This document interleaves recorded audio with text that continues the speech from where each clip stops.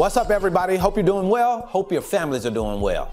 Today I want to talk to you about a couple of articles that caught my attention over the weekend.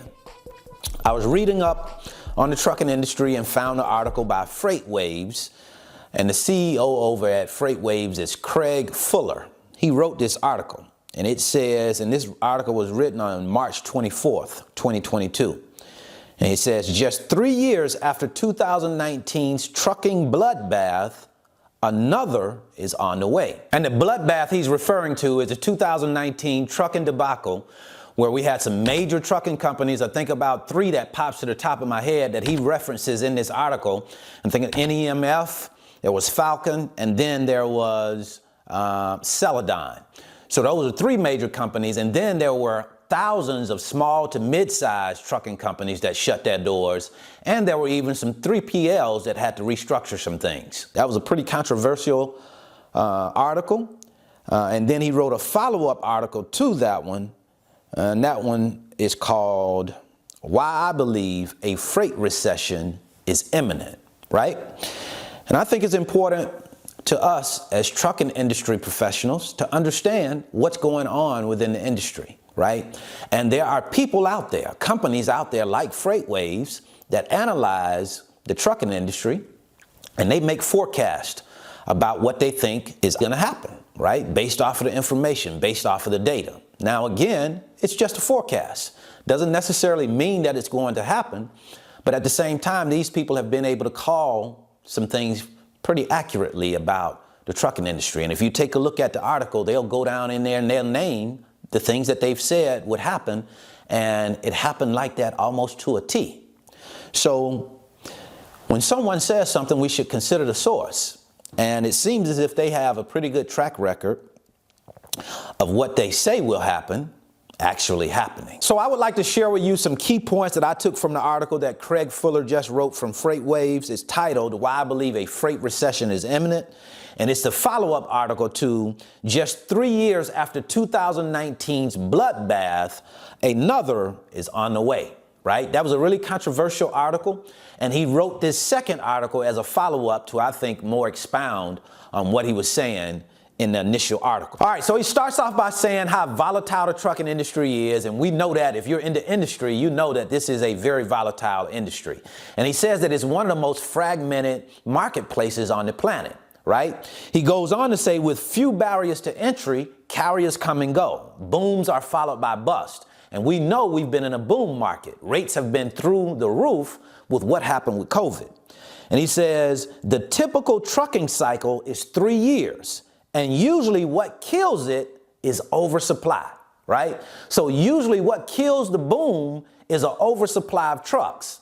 Now that was interesting to me because what we've been hearing about is the undersupply of trucks. The ATA has been saying that there's about 80,000 drivers short. Well, he's saying here very directly, too many trucks chasing high-paying spot freight and high load volumes. That's basically what usually kills the boom. Right? He says the problem is that capacity expansion always continues well past the peak and can even continue for a time after the market has entered a recession. And that gives further credence to what a lot of drivers in my network have already been saying. When I was posting videos talking about what the ATA was saying about drivers being about 80,000 short, there's a lot of drivers in my network that disagree with that. They were saying, no, it's not a driver shortage. That's what they're saying, but that's not the case. And now this guy's basically saying it's not about driver shortage now. We've surpassed that. Even if there was a driver shortage, we're outside of that time frame now. He's saying that there are too many drivers coming to the marketplace, and that is going to drive down rates. As a matter of fact, he's saying that it's already started. He also talks about the last week of March being one of the best times of the year for carriers, but here in the year of 2022, this last week of March has been one of the worst. And what was also interesting to me is he talked about the tender rejection rate. And he says that a high rejection rate means that the trucking companies have more options to choose from. So if I'm rejecting tenders as a trucking company, I have other options that I want to choose over those options, right? If I'm doing it at a high rate.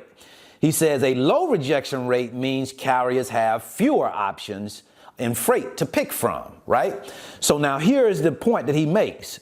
He says that at the start of March, the rejection rate was 18.7%. Today, it sits at 13.9%.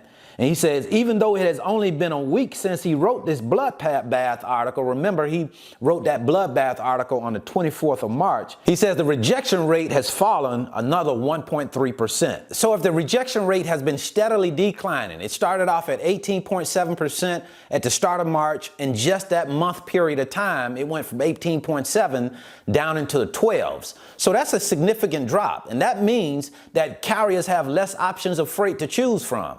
So that means that freight is slowing down. Are we going into a freight recession? I would love to know what you guys think, especially truck drivers. Truck drivers are usually on top of this type of stuff. Do you think that freight is really slowing down? From your perspective, from your vantage point, do you see freight slowing down? Is it speeding up for you? What are you seeing as it pertains to freight options? What they're telling us now is that there's an oversupply of trucks. I would like to know if you agree with that as well.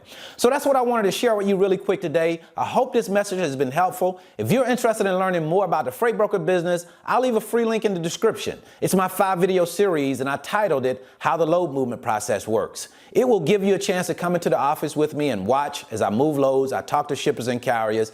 That way you can get an understanding of how the business works before you decide to come into it. And then if you're interested in learning how to transition from a part-time freight broker to a full-time freight broker, I'll leave a free video right here. So until the next time, I wish you the very best in your life and business. See you at the top, because the bottom is much too crowded.